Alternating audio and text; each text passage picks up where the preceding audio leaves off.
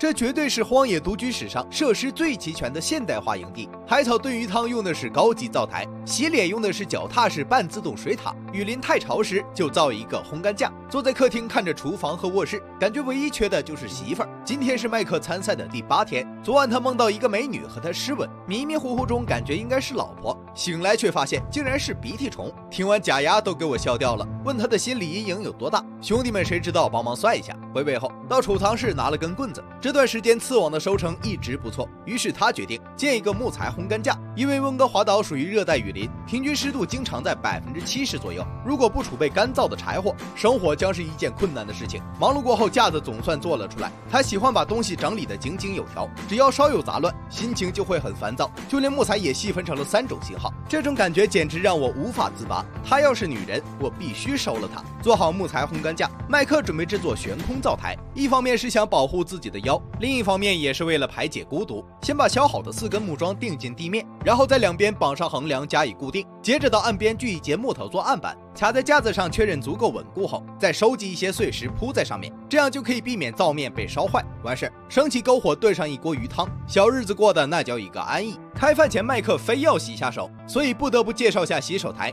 材料都是在海滩上捡的垃圾，废弃绳子加上塑料桶和木棍，硬是被他整出了半自动化，脚踏式开关阻尼感十足，洗手的同时还能感受下开车。不得不说，老哥的手活是真的强，绝对是荒野独居节目开播以来设施最齐全的现代化营地。要是能把他媳妇儿接过来，估计能造一个部落。反观拉里这边就惨了，虽然他也下了刺网和钓线，但目前为止连根鱼毛都没见过，于是他决定做一个长矛主动出击，退潮时可以把它当做鱼叉捕鱼，打野时还能当做武器攻击。可由于这段时间一直饿肚子，拉里干一会儿就累得气喘吁吁，只能边干活边去查看刺网收获。就这样来来回回一直忙到黄昏，他的武器总算是做了出来，至于效果如何就不得而知了。镜头来到特雷西这边，前面不是碰到了2头熊吗？驱赶时发现其中有一只幼崽，不知是担心熊妈会过来报复，还是心里太过自责的原因，哭得像个300斤的孩子，最后直接决定放弃这次挑战。原因是他觉得对熊孩子太凶残，这应该是最奇葩的退赛理由。总而言之，不管怎么样吧，能全身而退就是最大的财富，毕竟有钱没命花才是最痛苦的。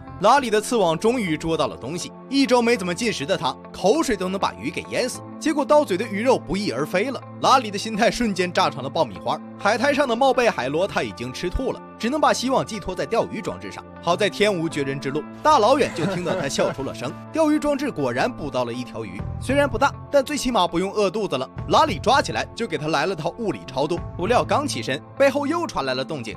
Oh, I got another one. 这突如其来的幸福感让他忍不住放声大叫起来，差一点就把自己给喊过去了。处理好鱼肉，先放到岸上暂存，接着去查看另一套钓鱼装置。幸运的是，上面也有收获。Another deuce. Another double.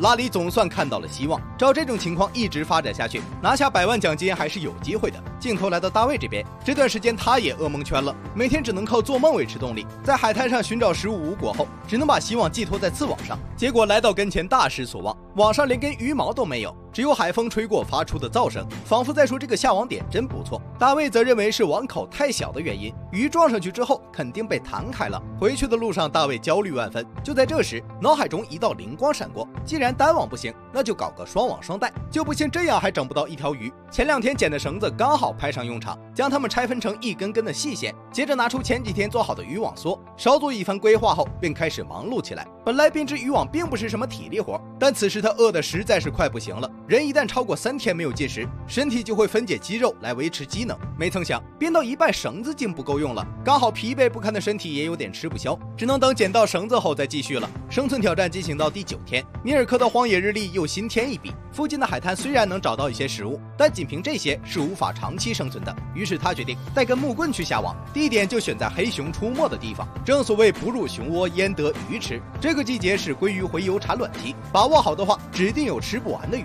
这是他第一次下网，只能有样学样。结果还没等他完全固定好刺网，海水就开始上涨，淹没了鞋子，只好随便扒拉了2下，草草了事。至于能不能上鱼，就交给运气吧。贾斯汀已经1周没吃东西了，只见他身穿小皮裙，腰挎烧火棍，满怀期待地去查看刺网收获。幸运的是，上面还真有1条。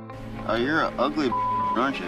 这种属于最大能长半米多，因长着老鼠般的尾巴而得名。要问它的刺网为什么那么粗，贾斯汀说是用吊床改造的。他说这是他服役时养成的思维，每件工具至少得有2种以上用途。处理好鱼肉，赶紧端着往营地跑。饥饿难耐的他已经等不及了，他已经迫不及待想开吃了。镜头来到大卫这边，他正面临着严重脱水问题。之前一直喝老天赏赐的无根水，但接连几日晴天打乱了他的节奏，没办法，只能费时费力煮水喝了。想要在极度潮湿的环境下生活，捣碎的雪松树皮绝对是上等火绒。接着到林间采集一些云杉树枝，将它们混合在一起，非常易燃。最后拿出打火棒，咔嚓2下，轻而易举就把火升了起来。今晚退潮是个下网的好时机，他想尽快解决自己的脱水问题，编织好渔网，多去搞些食物补充下。不料添火时不小心把锅怼翻了，给他气得差点对着镜头动粗。想到自己老牧师的身份，最终还是忍了下来。野外生存最怕低温和脱水，人体缺水3天，器官就开始衰竭。想到这里，大卫只好重新生火烧水。晚上，他窝在庇护所开始自我反省，